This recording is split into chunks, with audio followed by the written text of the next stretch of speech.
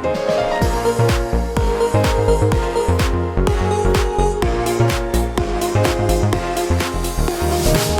guys, and welcome back to the Mutual Friends podcast. I hope you're doing well. I hope you had a wonderful Thanksgiving.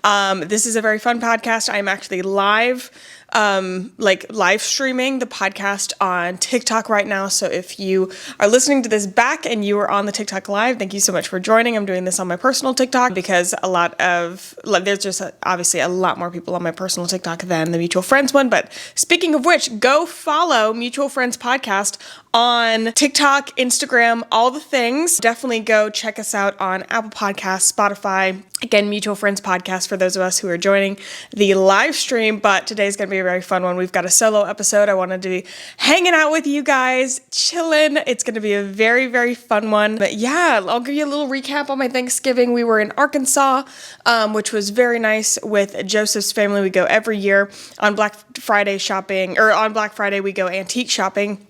So we went to our favorite antiques place, and it's really great because we always buy things that are way too big and we can't actually fit into a suitcase for the airplane. So his mom visits us for Christmas, and so what we do is we buy a bunch of stuff, put it in her car, and thank God she has a large car, and then she will then drive that when she comes and visits for Christmas. We got some new Christmas decorations. Last night we put up our Christmas decorations, which was so fun, and I guess fueled up with a Celsius, which is great. I could probably use a Celsius right now, but I'm really trying to not drink many. Celsius is something I drink on a special occasion. And honestly, I have not gotten rid of caffeine. Let me not be dramatic. I still drink Diet Cokes anytime I'm at a restaurant. However, I don't drink caffeine in the morning. I no longer have a morning drink. It's just water. Although I'm gonna maybe start putting electrolytes in it or something. I've got some hydration packets just so I have a fun drink in the morning, but I no longer drink the Mios or anything for caffeine. How did we get here? Drank a Celsius yesterday. Anyway, yeah, filled up with a Celsius. We went to Steel City Pizza for dinner, went to Lowe's, home improvement for some garland. I've got amazing Christmas plans for the house. I'm very, very excited about it. What else? Other updates. I started boxing. That's fun. I now go to Rock Box, which is very, very fun. And so I had my second class yesterday. It makes me sweat so hard, so much sweat, but that's okay. And then I start Pilates tomorrow because I was on one, let's just have a very real moment. I was in one of those mental states of everything has just gotten so busy and I've 100% let my gym routine go. And obviously I'm no longer as toned as I would like to be. So I think I had a moment of panic and I signed up for boxing and Pilates. I was just but I'm actually very excited because I've never really been part of a gym with classes. And I'm hoping, I don't know what Pilates is going to be like. The boxing gym feels, much more they're super, super friendly and it's a very family environment and it's fun and it's upbeat and they're playing really fun music. And then I don't know what the Pilates class is going to look like, especially when you start going to classes. I feel it starts, you realize how little gym clothing you have. I really don't have, and I definitely don't have cute gym clothes. I've never been an athleisure type of girl, so I don't really have, I have one pair of black leggings. That's all I own in terms of leggings. So not really sure what I'm going to do about that. And then if I'm supposed to be going to these Pilates studios, looking like a Pilates princess, we're going to have to do some shopping or something. I don't even know what socks to wear. You apparently are supposed to wear grippy socks or something. I have no clue. But where I'm going to Pilates is a very suburban place. So I'm hoping that it's going to be more of moms, suburban moms, which that in itself sounds scary, but it is not as scary as a Pilates princess, young thing that I that has the matching aloe yoga set that I will not be able to do. Anyways, we've got a great podcast today. Let's go ahead and get into the stories. I'm not going to lie, the stories are not great. For those who are tuning in on TikTok Live, again, welcome. This is Mutual Friends Podcast. We have 2 segments to the podcast. First one is called the group chat. That's where we go over some pop culture news, things like that. And then we go into whatever the podcast is about, which I will go ahead and introduce. We're actually going over a notes app that I created called Lessons I Learned from My Mom, because my mom is hysterical. It's not what you think. It's not going to be very mushy. There's one mushy part. The rest of it is just hysterical because Susan Baus is my favorite. So now we're going to get into the group chat, talk about pop culture news. Not going to lie, the news stories were dismal, but I swam through to get you guys some good stories. So let's get into the group chat. First one, Machine Gun Kelly wants to go by a different name. I thought this was a bit of a misleading headline, but then I read further. It's not. So, and I'm a Machine Gun Kelly fan. I know a lot of people don't like Machine Gun Kelly. I think there is a Nickelback effect that is on Machine Gun Kelly, which I also think Nickelback gets a very bad rap. I think we should give Nickelback more credit. I'm just saying.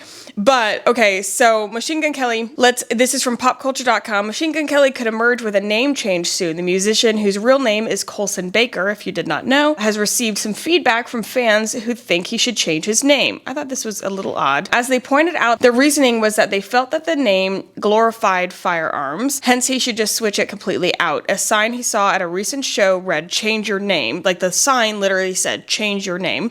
Per Entertainment Tonight, MGK then responded, "I have no idea what that sign means." Now, Colson, Machine Gun Kelly, MGK, whatever, if a sign says, "Change your name," I think that that's pretty self-explanatory, but I guess I'll give them the benefit of the doubt. When you're in the middle of a concert, that is a little jarring. So I'm sure it's what do you mean? So I thought that it was just that. Fans are saying, hey, you should change your name. Nope, it's not. Although the idea may be well-intentioned, the problem is that taking out the machine gun would just mean he's called Kelly. As it turns out, MGK seemed to have a solution. This intrigued me. Instead of dropping the machine gun just to be Kelly, he seems to suggest that he may be dropping the gun Kelly completely. Hear me out. In that case, he would be called Machine. That's it.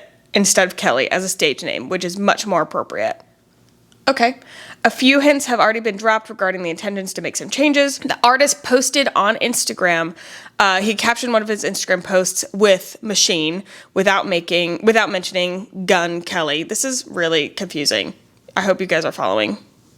Caption with Machine and didn't say the Gun Kelly part.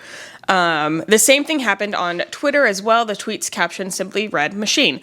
Even though his name has not been updated for any of his social media profiles, his appearance at a GQ party could provide some insight. In speaking to photographers at the event, he requested that he only be addressed by the name Machine. He said, "I have a question. Instead of Machine Gun, can you just hit me with the Machine from now on?" First of all, you're coming after Bert I need to figure out how to say his last name, because I am actually I literally love this man. I love this comedian, but Bert Kreischer, whatever, I think he's coming after his Machine bit. I'm not a fan. And if you're watching on TikTok, let me know what you think of Machine Gun Kelly changing his name to Machine. I'm not a really big fan. I'm not a fan of that. I guess I understand the intentions of people saying you should change it. I just think there's some things that, in my opinion, I'm just it's not that serious. It's just not that serious to me. But let me know what you think, if you think that he should change the name, or if I'm just not seeing it. But I'm not a fan. I am a fan of his music, though, but I'm not a fan of just calling him Machine. I feel like that is, for lack of a better word, chuggy, to be honest.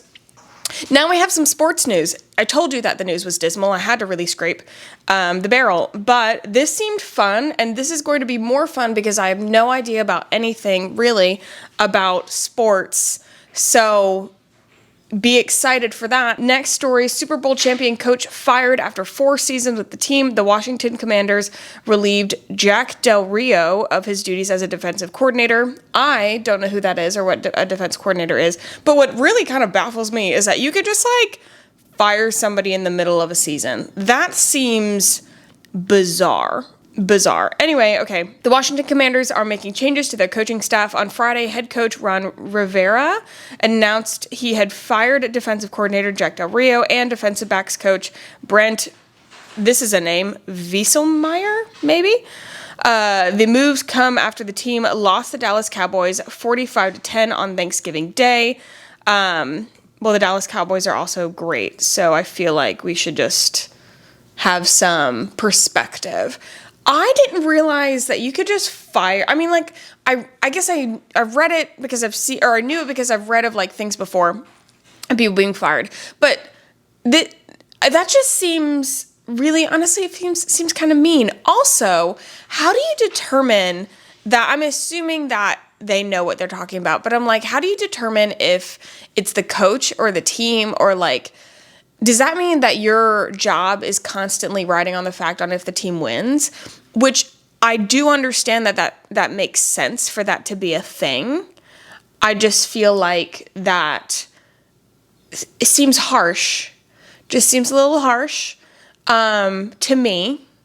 But yeah, good luck to Jack Del Rio. What happens to these people after they get fired? Did they just get moved to another team? I'm concerned about this man's well-being. And good luck to the Washington Commanders. I didn't know you existed. If somebody had asked me if that was a real team, I would have said no. But I hope all is well. Okay, this is the most exciting story that we have. The most newsworthy story. Dolly Parton's Thanksgiving halftime show as a Dallas Cowboys cheerleader burns down social media. Wait a second.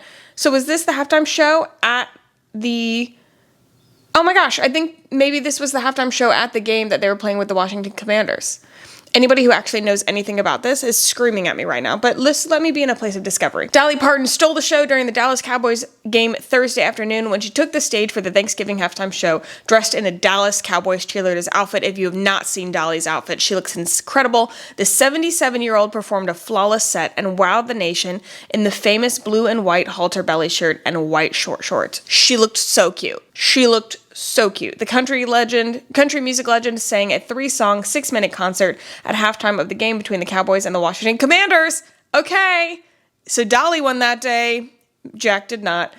Writing her just-released rock album, Rockstar, which I have not listened to. I'll need to listen to that. She began the show with a pitch for the Salvation Army, played 2 of her signature hits, Jolene and 9 to 5, then launched into a cover of Queen's We Will Rock You / We Are the Champions, all after donating a cool $1 million to the Salvation Army Red Kettle campaign. Dolly is a huge philanthropist, if you didn't know, and actually, because we're talking about Dolly, I thought I would read a couple facts about Dolly Parton, because there's some things I did not know about Dolly Parton that I think you should know that I learned because of the conversations around her fabulous outfit. First of all, did you know that Dolly has secret tattoos? She wears long sleeves a lot to cover her tattoos that she has. I didn't know she actually had tattoos.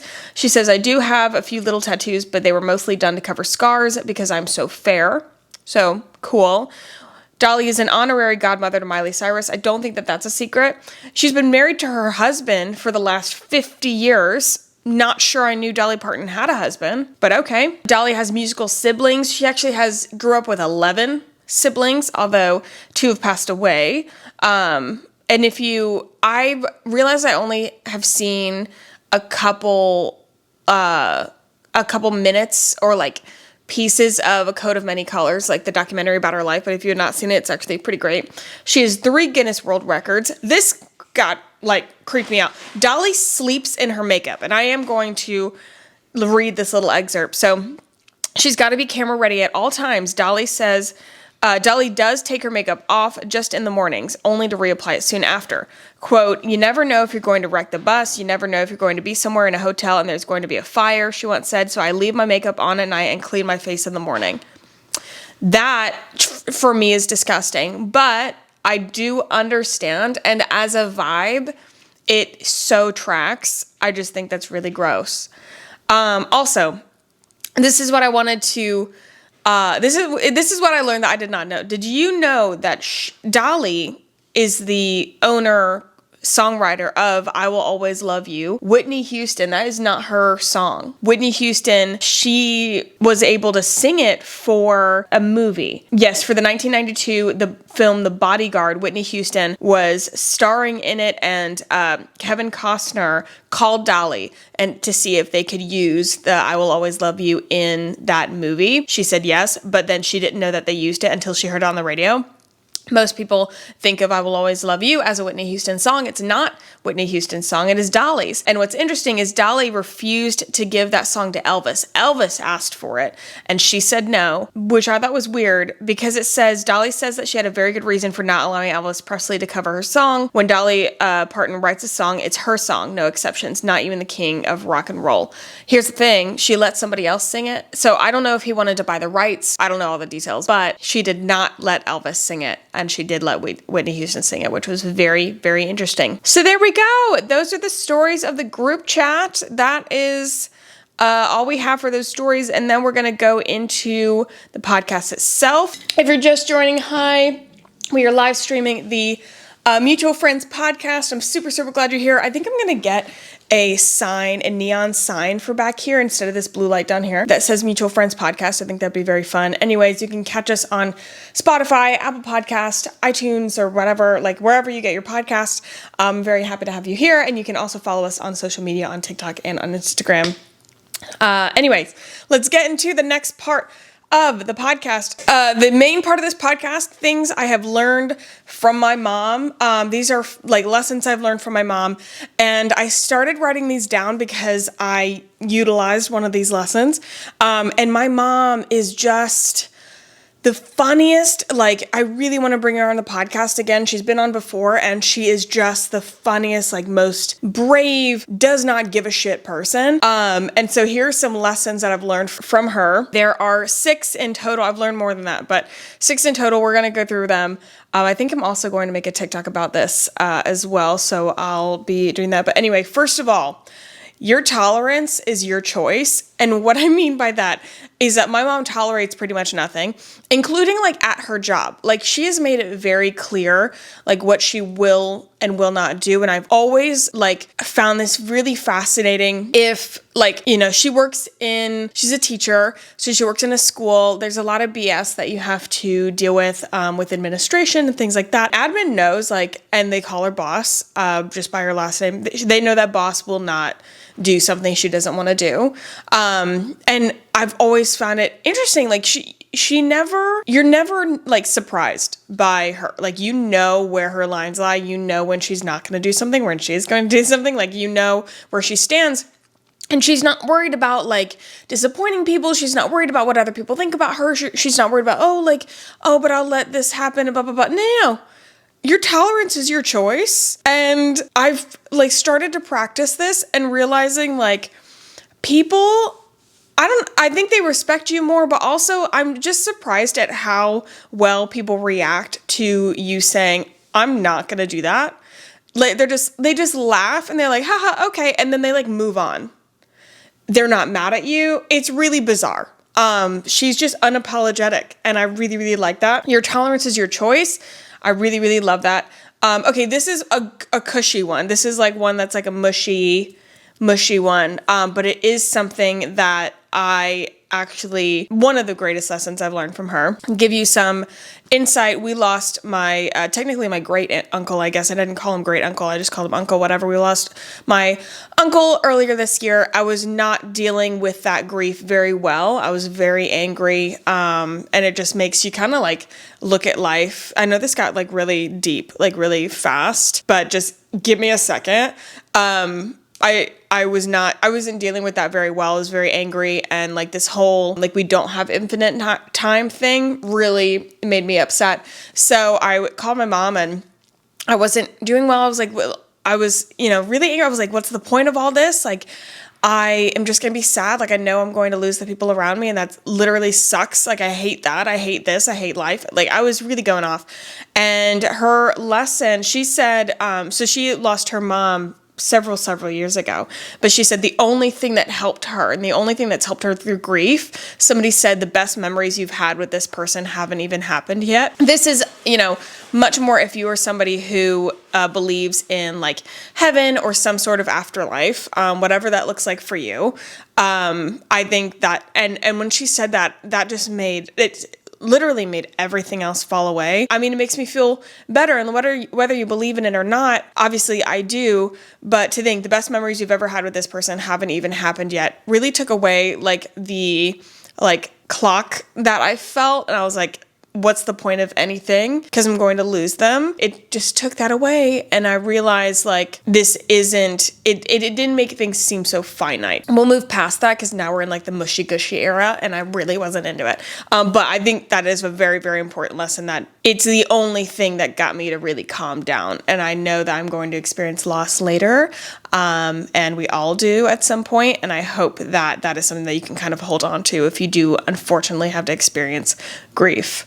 Next one, going on a completely different route. Don't touch the balls or the poles in front of department stores, like in front of Target. Target has the circular balls, Walmart has like the poles. Don't touch those because people pee on them. I am almost positive this isn't true, but my entire life, my mother has told me that people pee on the standing things in front of department stores, Walmarts, Targets, etc. So to this day, I'm convinced that that is covered in urine. Sure. Yeah, I feel like that's correct. Did anybody else's parents go like tell them that people peed on like the balls in front of Target or like the poles in front of Walmart? Anybody? Oh, Ariel, that's so sweet. This is actually so fun to actually have like live comments here. I'm so sorry, Ariel, for your loss. I hope that it made me feel so much better. I've lost I don't know if it's a lot of people in my life. I feel like I've experienced grief and loss a lot, but that helped me a lot. Back to the urinating. Don't touch the balls and poles in front of the department store. I'm probably going to tell my kids this. It's one of those things that I didn't think I would be carrying with me, but when I have children, I could totally see me telling them that. And I think I'm going to tell them that mainly as a joke, mainly as a funny. Like one of those fun lies. I don't know if anybody else has had their parents say that, or like what other lie, like what little lies had your parents told you that you know is a lie, but you just kind of keep going with it. Next lesson, no one gives a shit.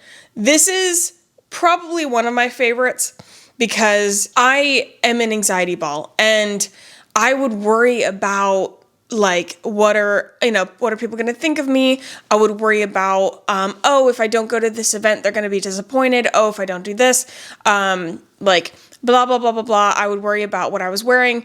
And my mom would constantly, in middle school, especially like when I was worried about my outfits, she would say, Sarah, nobody is paying attention to you because they are spending too much time thinking about themselves. Like everybody's self-conscious about themselves, so nobody's actually looking at you, which that's true, and that's very helpful. But just in general, nobody gives a shit. Nobody gives a shit. You don't have to be embarrassed. You don't have to be worried. And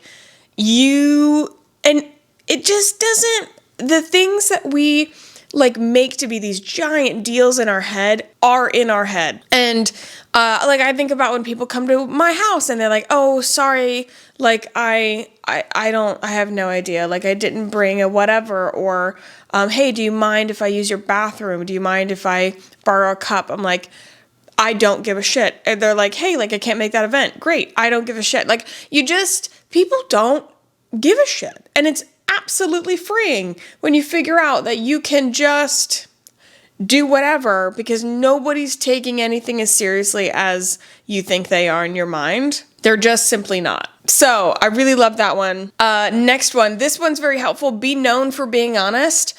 Why is this helpful? Because, for example, this goes back to like everybody knows what my mom will and will not do. Like she has like somebody's like, I don't think that boss likes me. She'll just be like, I don't. And I don't. And there's no surprises. And I started practicing this in college where I would just say exactly what was on my mind. And I realized that people, they just laugh. Like they know you're serious, but they think it's funny. So they laugh and then they move on. like if somebody's, I don't know, I'm using this, I don't think I've ever done this, but I'm using this as an example. They're like, what do you think of this person? I'm like, I do not like them.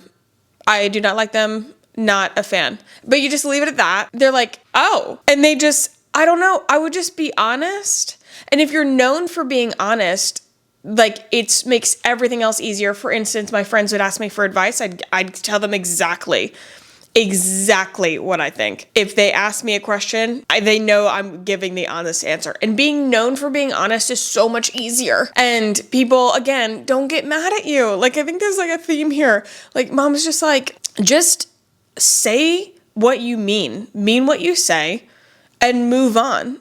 Like, have the backbone to just say it and then move on. Because once again, nobody gives a shit, and your tolerance is your choice. So like, just go, I think over the years, she probably has gotten in trouble for a couple of her pieces of honesty, but in general, she is known to be honest, and people know if you don't want an honest opinion, you don't ask. Last one, and this one I really, really like, surround yourself with people who can give it and take it. This, I think, is very, very helpful because I've learned to be honest and to build friendships on honesty and being able to not just that I could tease them or whatever, or they could tease me, but I think friendships are most valuable when I know that they can hurt me.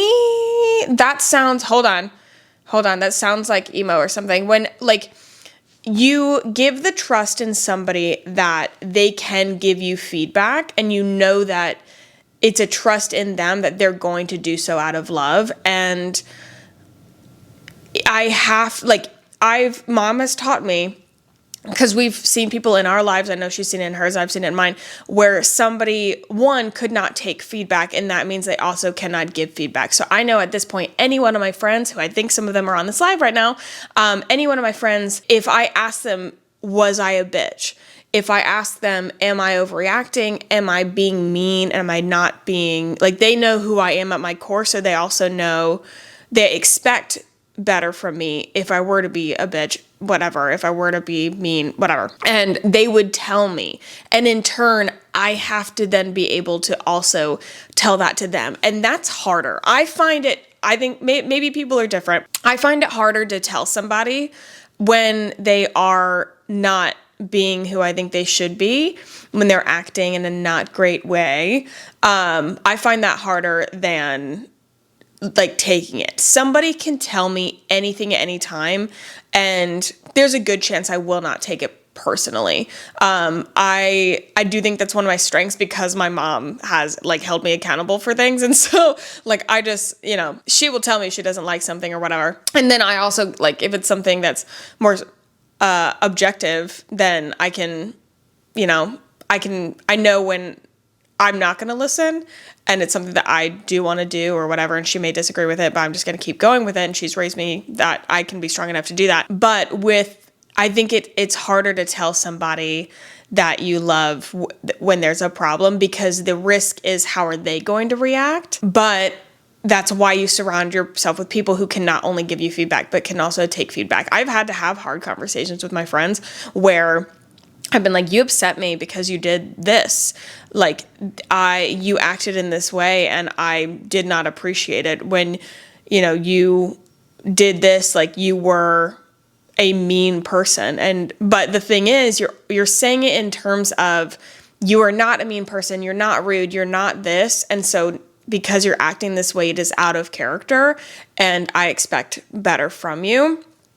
But you have to have people who can take it, who can also take that feedback. Now, everybody's going to take it swimmingly. It's always hard to hear, but surrounding yourself with people that you can give that feedback to also means usually that they can give you feedback. And I don't want people in my corner that are going to just tell me what I need to hear. That is not helpful. That even Joseph will call me out. Like, if I'm wrong, I'm wrong. And it helps nobody for him to like coddle, or even my friends to coddle and be like, oh yeah, you were blah, blah, especially like, we love to, there's like this narrative about like going to your friends, and even if you are totally out of line, like they'll just be like, yeah. There's value to a friend being like, okay, I totally get that you're mad, but also like that was definitely your fault. And it is my favorite thing when somebody can call me out that was definitely, Sarah, that was your fault. I'm like that is my love language. That is my love language. So yeah, mom has always been somebody who can definitely take it, and she can most definitely give it. And so surrounding yourself with people who can give it and take it, I think it's very important. Those are lessons from mom. Those are, she's taught me a lot. She's taught me a lot of things, but those are some of the key ones. Literally, my husband will hold me accountable 100%. I especially think that a romantic partner needs to be somebody that can hold you accountable. I think that's very, very important. When they are there to hold the mirror when you need it. 100%. 100%.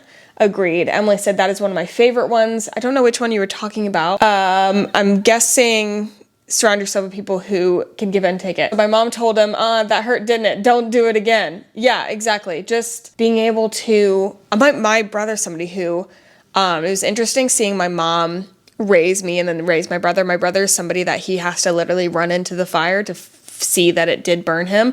If you told me that the fire was green and I was watching it be orange, I would have believed you and I would have ran the other way. Yeah. We stand Susan. Yes. Yes. Oh, thank you guys. This is so fun. This freaking live. Oh my gosh. We're like 3,000 likes. This live podcast thing is fun. I think I need to work out the kinks in the technology, but I really, really like this. And this is very fun to be quite interactive. But anyway, guys, I hope that you enjoyed this podcast. I hope that you enjoyed it. I think a little bit of a shorter one. We could just hang out, chill out. I'm very excited to be in studio. I've been traveling a lot. I'm going to be traveling again, but I've got, I think, a whole week at home, which feels very, very nice. Guys that are watching the live on TikTok, thank you so freaking much. It's a great way to have multiple co-hosts. No, literally. It is a wonderful way to have multiple co-hosts, and I like that I can like hang out. It's because podcasting is pretty, obviously it's one-sided, like I'm talking to a camera, like there's nobody else around me. So to be able to have people reacting, this is quite nice. I think we should do this more often. Anyways, I'm drinking my Benefiber water. I'm going to head out of here. I hope you have a wonderful week wherever you are. If you enjoyed this podcast, please share it with your friends. And honestly, I'd like to get our numbers up. So the more, the merrier. Please follow us on Instagram and TikTok, share our stuff, Mutual Friends Podcast, all the things. And yeah, I will see you guys next time. Bye.